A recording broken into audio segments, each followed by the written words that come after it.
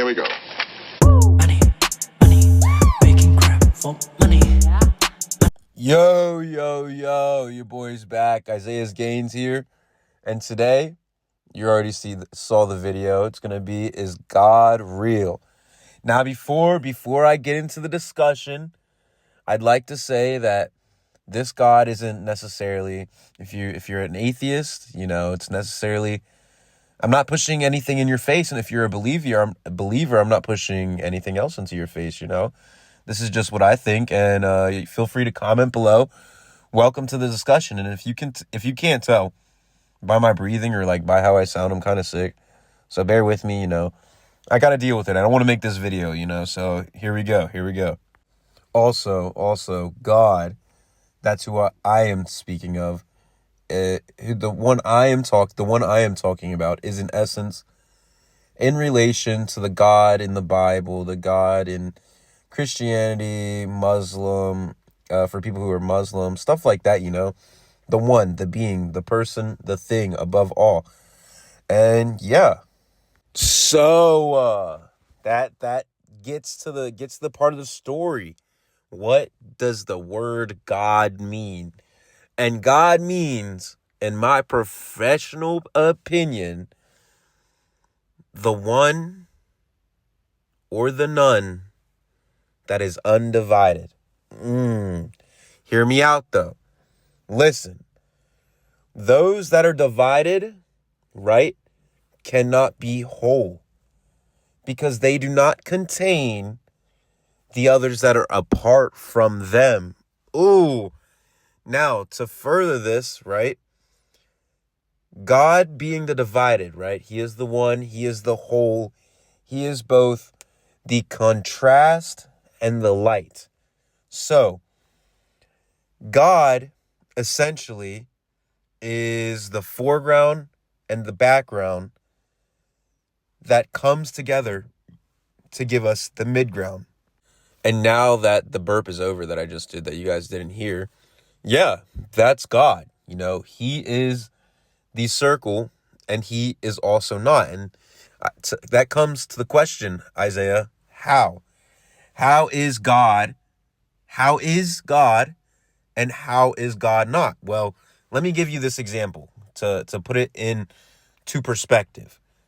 So you know how you're sitting in class, right? And if you've ever gone up to the teacher's desk, they have like an absence list, a sheet, right?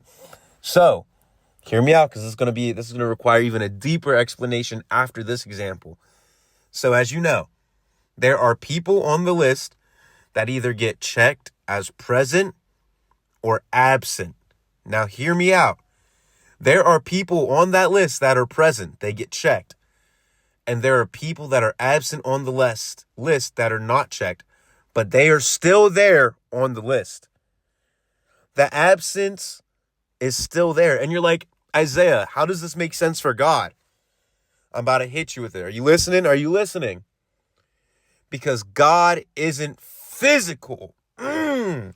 Sit with that for a moment. Let me speak. Let you listen. How can that be, Isaiah? How can that be? How can God not have a body? Well, that's because he is spiritual. Okay? So God cannot speak, for he does not have a mouth. And I'm using he because that's just the way I interpret God, as he. You can interpret it as she if you're a woman, however it helps you. So God cannot speak because he does not have a mouth, but he can show you because he can express it through spirit, through being, through beings, through the light and through the darkness. He literally gives both for an experience to be halved. And that makes sense. That makes sense because if God were here, the undivided, in full physical form, we could not be. As individuals, we could not be, because God has to be absent for us to take up space. Otherwise, he'd take everything up completely, because that is God. And so that begets the question, free will. How do we have free will?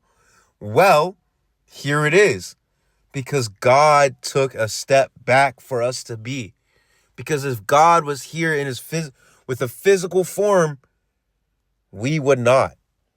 And that's important, that's important. Like I said, I'm not talking about the God from the Bible or the God from any other religions. I'm talking about the one, the undivided, okay? The one and the none, This is who God is. He is the light and he is the darkness. He is the whole being. He is the undivided. So if he were to physically be here, you would not exist. And so, Isaiah, what does this mean? Well, look around. Do you see him? No, you do not see him. If you take 1 second and look around, you cannot physically see him. But if you take 1 second, let's hold some silence for us.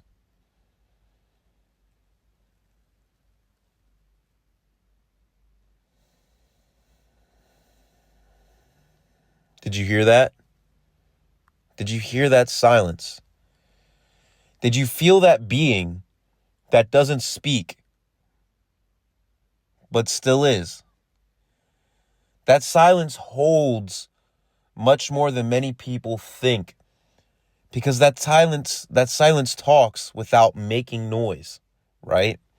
It's the paradox in itself. And let's revisit that silence. That where is God if he is not physical? He's not the beating in your chest. He's the feeling in your chest. Because in your heart, he is not there, right? He's not physically there. Spiritually, he's here. He's everywhere. Because that's what spiritualness is. It is unlimited. It is not limited to confinement. It is not a place. It does not take up space. It still is. And as I was saying before, how does that make sense? Because that is what spirit is. It's the feeling, the tension, the silence, the light, darkness together. It is whole. And when you realize that moment, that helps you bring you closer to God in a way that words cannot express, because words are sound. And spirit is deeper than sound. Spirit is to be experienced, and experience lasts longer than noise, because spirit is a feeling felt. Words are sounds heard. And let's go back to, can God speak? Because I feel like many people have heard God speak to them, but God cannot speak. He has no tongue.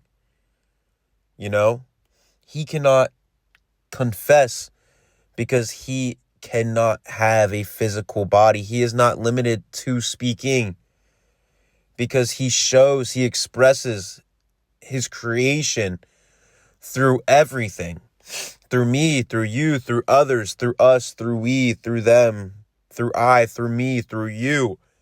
That's God in itself, experiencing itself unlimitedly, continuously, at all times, with no body, only being. And that's what it is, that's God. And to further what I was saying, he is absent physically. And what he lacks in physicalness, he makes up for spiritually. That dog is here and he's not here, whether you like it or you don't. That's how he does it, because that is who God is. He is and isn't. That's him. That's the paradox. He is there beside you, and not really.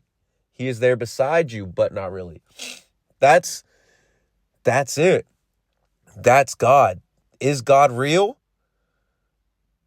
Yes and no. Yeah, that is my experience. and my perspective on God. And I believe it to be truer than most, truer than maybe, or definitely what is happening now, what others are believing, you know? I think that's a very, very strong opinion to have. I think it is very intuitive, and I think it's very logical. And you might be like, Isaiah, how are you figuring out the illogical? Because I'm being logical about it, you know? If I know what things are and things aren't, then I can deduct, I can deduce, I can reason, I can recognize, you know? And how did I get to this point? By simply being, you know, experiencing what is and what is not. The feelings I have are to be felt because that's what feelings are. You know, that's what spirit is, to be felt, right? So something else I'd like to say, speaking of the whole God thing, now that God has been talked about, now that you're here and you're understanding what I mean by is God real, I want to give God a hug so much because I want God to know how much God is loved back. Because God has taken a step back for me to be here, for me to take up space, you know? And he has no physical body to be touched.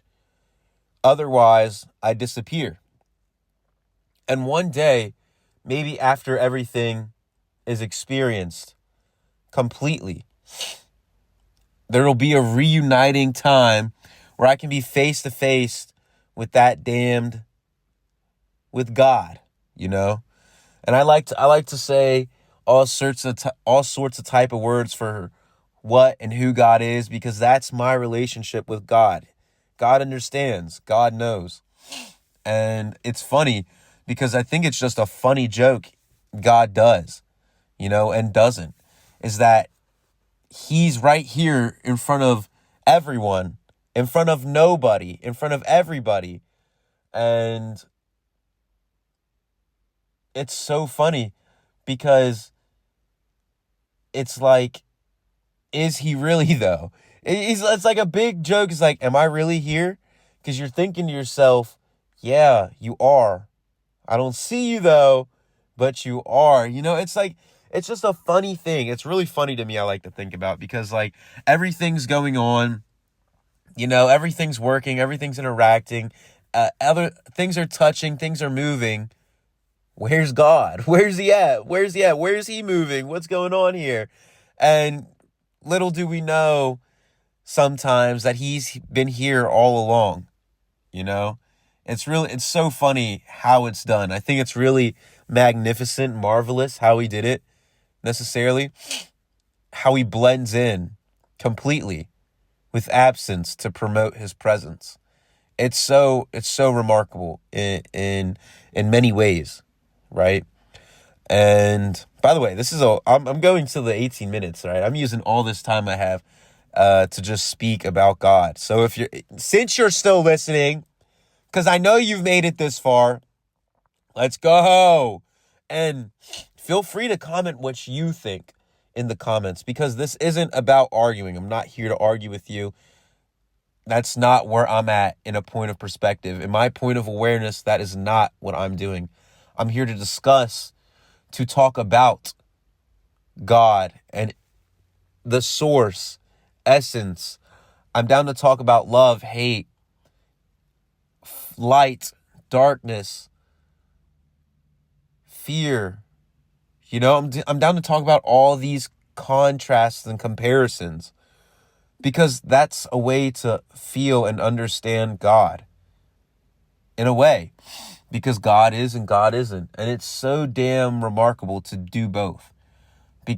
You know, like how can you be and how can you not be? And you do it by being and by not being, literally, that's how you do it. And God does it and doesn't do it. It's just so funny to me. Like, it's hilariously remarkable. Hilarious. And you're like, Isaiah, why do you call God God? And that's just a placeholder I use for God, because that's who God is. You can call him whatever you want, really. That's between you and God. So, God's God. Like he's like, there's a lot of words I'd say he is, but YouTube's here. Like, oh my gosh, Isaiah, what do you mean? Calm down, right? It's like it's me and God, not and you and God. It's me and God and you and God. But for real, I'm the one speaking. I'm the one speaking. All right? So you talk to him how you want. I'll talk to him how I want. And for others that maybe necessarily doesn't believe in God, that doesn't believe he's here, he's around. Well, he's not. So you can believe in that. He's not. And he is, though. Like, he's not and he is. So if you've gotten this far, yeah, though. For those, maybe I've changed your mind on if God's real. That's tough. I mean, he is both. So, you're right in saying he's not. Can you describe how, though? I did. I can. Hopefully now you guys can too. You ladies and gentlemen. Yeah, though. This is me for real hitting poses. Now that you've gone to, this is me working out. Yeah, I've flipped the switch. This is me hitting some lats. Yeah, just been getting that in. Now, okay, so that's God. Is God real? Basically summed it up with yes and no. If you wanna drop a comment, leave a like, put noties on, subscribe. Let me know. Definitely gonna be more things like this in the future. More talkovers. There's also, oh my gosh. There's also going to be, in-person stuff. I'm waiting to do that. I'm so hyped. I'm just waiting for the right people to come into their energy, to be themselves more so I can express myself too. That's just what I'm going at the moment. And the music at the gym. The music be on. And I'd be like, oh my gosh. I'm thinking of getting the CapCut Pro stuff so I can isolate voice. Because I think that'd be a huge benefit, Like, that for real. I got a huge chest, by the way. I'm bulking. This is like what 200 pounds looks like on me. That's not even bad. Oh my gosh, bro. Dude. Dang, boy, look at that last bird. Dang, bro, you get into, bro. Yeah. I have faith. You watching. Yes, you. You. If you ever watch that Netflix show, it's kind of a banger. Yes, you. Have a great time. You feel me? Do good. Do bad. It's for real. Opposites of the same pole. Just be you and don't be sorry. There's no point in being sorry about that stuff, for real. Like, you'll figure it out. That's life. Like, it's chill. It's a vibe. So, do you. Anyways, this is Isaiah's Gains. Peace out. Catch you in the next video. Peace. Oh, like, comment, and subscribe. Love. Bye.